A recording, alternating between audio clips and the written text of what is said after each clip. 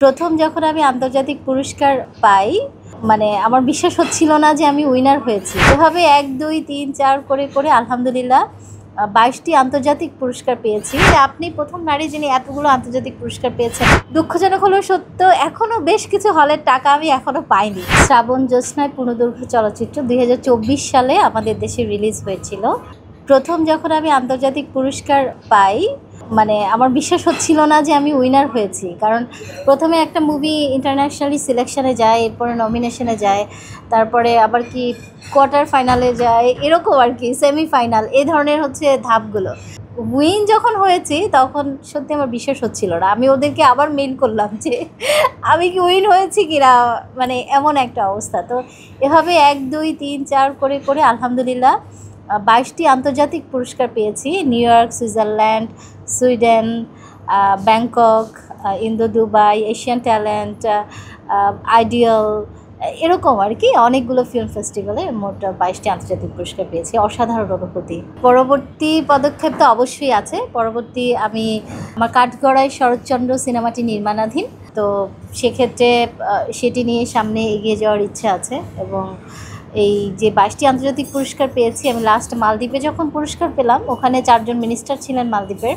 তো ওখানে ওনারা বলছিলেন যে আমি প্রথম কোনো নারী প্রযোজক যে ২২টি আন্তর্জাতিক পুরস্কার পেয়েছি এক সিনেমায়। ভীষণ ভালো লেগেছিল।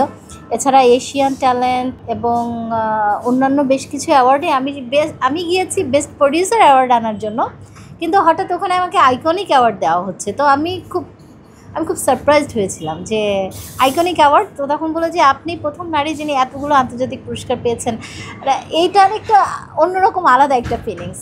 আর আন্তর্জাতিক পুরস্কার নিয়ে যদি আপনি জানতে চান যে কখন বা কিভাবে পেতে পারি, সেক্ষেত্রে আমি বলবো যে এই গল্পটি ইমদাদুল হক মিলন স্যারের।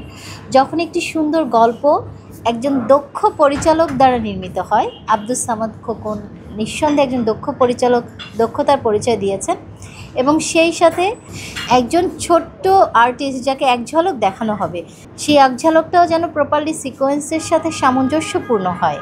যেটা বলছিলাম যে সুন্দর গল্প, দক্ষ পরিচালনা এবং ছোট থেকে বড় সবগুলো ক্যারেক্টারের প্রপারলি সিকোয়েন্স অনুযায়ী ক্যামেরার সামনে আসা, সম্পাদনা, টোটালটা যখন একটা ভালো একটা সংমিশ্রণ হয়, তখন সেটা বিদেশের মাটিতে এভাবেই বিভিন্ন অ্যাওয়ার্ডে ভূষিত হয়।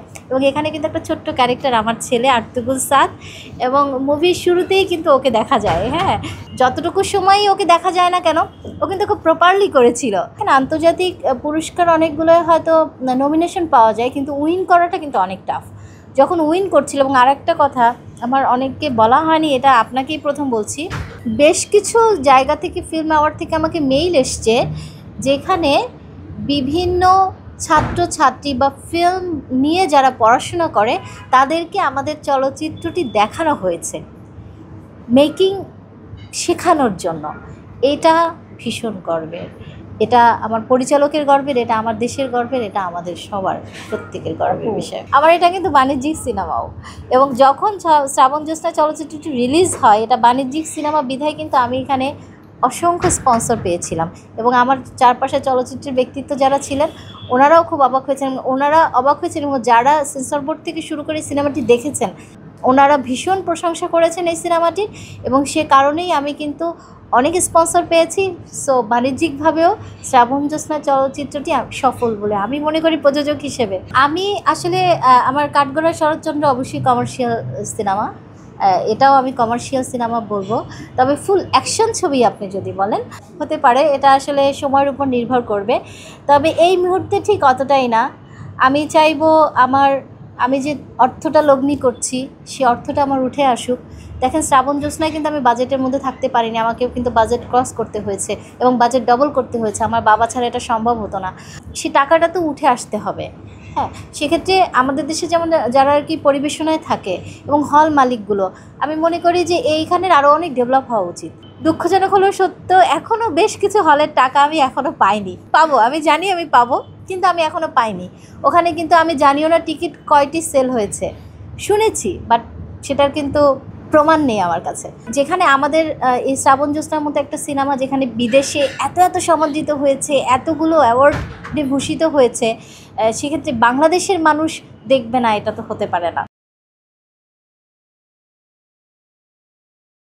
ওয়ালটন আবারও মিলিনিয়ার অফারে ওয়ালটন ফ্রিজ কিনে আপনিও হয়ে যেতে পারেন মিলিয়নিয়ার। মিলিনিয়ার ছড়াছড়ি দেশ জুড়ে, এটা শুধু ওয়ালটেনই পারে।